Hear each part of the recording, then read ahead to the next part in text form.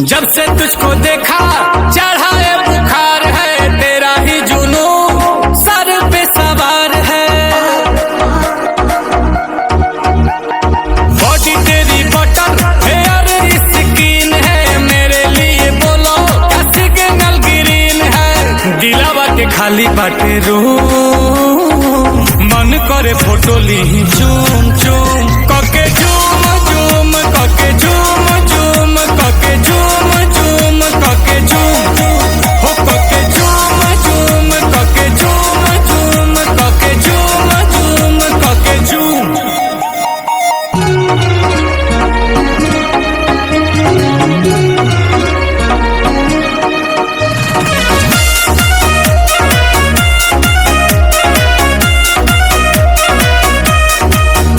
वो मीठी मीठी बातें गजब की मुलाकातें, वो याद आती है रात जाने जा।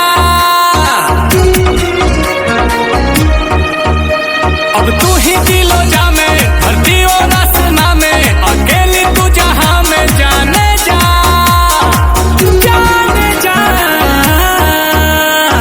आंखों में तेरे जादू, कहो तो सितारे तोड़ ला दूं। देखो ही में लागे लू मासूम, तोहरे ला करतानी झूम झूम कके झूम झूम कके झूम झूम, तहर फोटो हम देखी कके झूम त जला झूम झूम जला झूम झूम, तके देखिए के मन जला झूम। तू ही मेरी कहानी, तुझ में ही जिंदगानी, इस प्यासे की हो पानी जाने जा।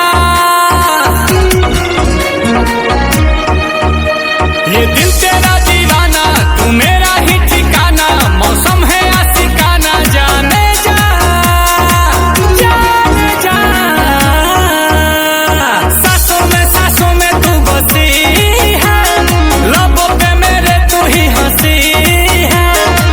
गुची के लगा के परफ्यूम, फिगर ब्लास्ट करे बूम बूम।